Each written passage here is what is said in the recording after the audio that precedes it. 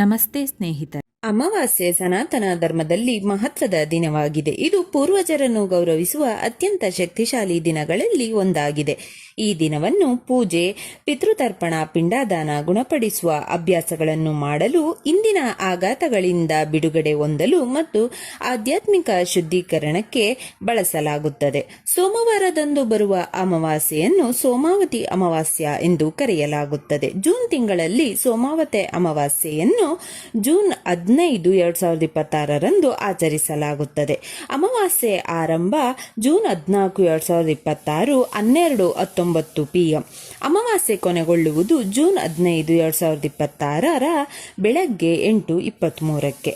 ಸೋಮಾವತಿ ಅಮಾವಾಸ್ಯೆಯ ಮಹತ್ವವೇನೆಂದರೆ, ಒಂದು ವರ್ಷದಲ್ಲಿ 12 ಅಮಾವಾಸ್ಯೆಯ ಆಚರಣೆಗಳಿದ್ದು ತಿಂಗಳಿಗೊಮ್ಮೆ ಬರುತ್ತದೆ. ಕೆಲವು ಅಮಾವಾಸ್ಯೆಯನ್ನು ಅತ್ಯಂತ ಶುಭ ಮತ್ತು ಶಕ್ತಿಶಾಲಿ ಎಂದು ಪರಿಗಣಿಸಲಾಗುತ್ತದೆ ಮತ್ತು ಸೋಮಾವತಿ ಅಮಾವಾಸ್ಯೆಯು ಅವುಗಳಲ್ಲಿ ಒಂದಾಗಿದೆ. ಸೋಮವಾರದಂದು ಬರುವ ಅಮಾವಾಸ್ಯೆಯನ್ನು ಸೋಮಾವತಿ ಅಮಾವಾಸ್ಯೆ ಎಂದು ಕರೆಯಲಾಗುತ್ತದೆ.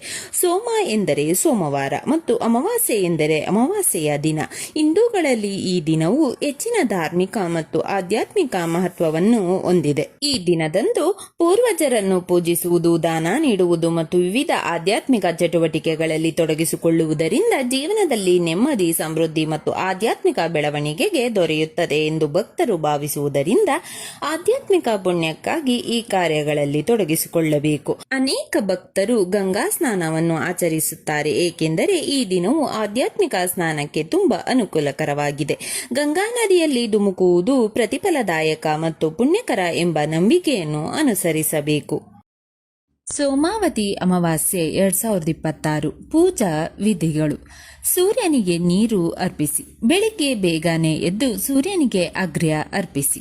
ಬ್ರಾಹ್ಮಣರಿಗೆ ಆಹಾರ ನೀಡಿ. ಬ್ರಾಹ್ಮಣರನ್ನು ಮನೆಗೆ ಆಹ್ವಾನಿಸಿ ಅವರಿಗೆ ಸಾತ್ವಿಕ ಆಹಾರವನ್ನು ನೀಡಬೇಕು ಮತ್ತು ಪಿತೃತರ್ಪಣ ಮಾಡಿದ ನಂತರ ಅವರಿಗೆ ಬಟ್ಟೆ ಮತ್ತು ದಕ್ಷಿಣೆಯನ್ನು ನೀಡಬೇಕು.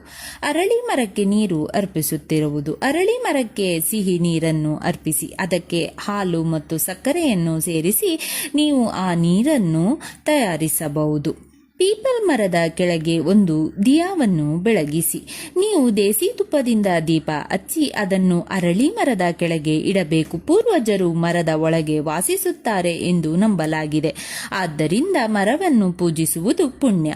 ಶಿವನನ್ನು ಪೂಜಿಸಿ. ನಮಗೆಲ್ಲರಿಗೂ ತಿಳಿದಿರುವಂತೆ ಇದು ಸೋಮಾವತಿ ಅಮಾವಾಸ್ಯೆಯಾಗಿರುವುದರಿಂದ ಶಿವನ ದೇವಾಲಯಕ್ಕೆ ಭೇಟಿ ನೀಡಿ ಶಿವಲಿಂಗಕ್ಕೆ ಅಭಿಷೇಕ ಮಾಡಬೇಕು. ಇದು ಅತ್ಯಂತ ಮಂಗಳಕರ ಮತ್ತು ಪುಣ್ಯಕರವಾಗಿರುತ್ತದೆ. ದಾನ ಅಥವಾ ದೇಣಿಗೆ. ನೀವು ಅಗತ್ಯವಿರುವವರಿಗೆ ಆಹಾರ, ಬಟ್ಟೆ, ಹಣ್ಣುಗಳು ಮತ್ತು ಪಾದರಕ್ಷೆಗಳನ್ನು ದಾನ ಮಾಡಬೇಕು. ಅಮಾವಾಸ್ಯೆ ಎಂದು ಹಸುಗಳಿಗೆ ಆಹಾರ ನೀಡುವುದು. ನಿಮ್ಮ ತಾಯಿ ಊಟ ಮಾಡುವಾಗ ಹಸುವಿಗೆ ಮೊದಲ ಚಪಾತಿ ಇಡುವುದನ್ನು ನೀವು ಗಮನಿಸಿದ್ದೀರಾ? ಇದು ಪ್ರತಿಯೊಂದು ಮನೆಯಲ್ಲೂ, ವಿಶೇಷವಾಗಿ ಉತ್ತರ ಭಾರತದಲ್ಲಿ ಮತ್ತು ಇತರ ಪ್ರದೇಶಗಳಲ್ಲಿಯೂ ಸಹ ದೈನಂದಿನ ಅಭ್ಯಾಸವಾಗಿದೆ. ಆದರೆ ಇಲ್ಲಿ ಎಲ್ಲರೂ ಇದನ್ನು ಮಾಡುತ್ತಾರೆ, ಏಕೆಂದರೆ ಅಮಾವಾಸ್ಯೆಯನ್ನು ಪೂರ್ವಜರನ್ನು ಗೌರವಿಸಲು ಸಮರ್ಪಿಸಲಾಗಿದೆ. ಆದ್ದರಿಂದ ಎಲ್ಲಾ ಸ್ವರ್ಗೀಯ ಜೀವಿಗಳು ಹಸುವಿನಲ್ಲಿ ವಾಸಿಸುತ್ತವೆ ಎಂದು ನಂಬಲಾಗಿದೆ.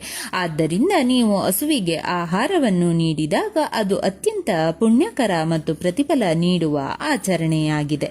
ಅಮಾವಾಸ್ಯೆಯಂದು ಕಾಗೆ ಆಹಾರ ತಿನ್ನುವುದು.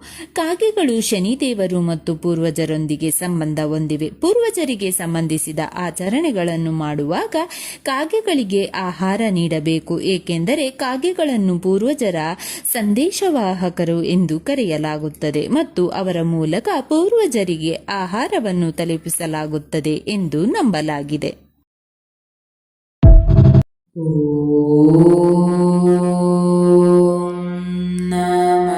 ಶಿವಾಯ.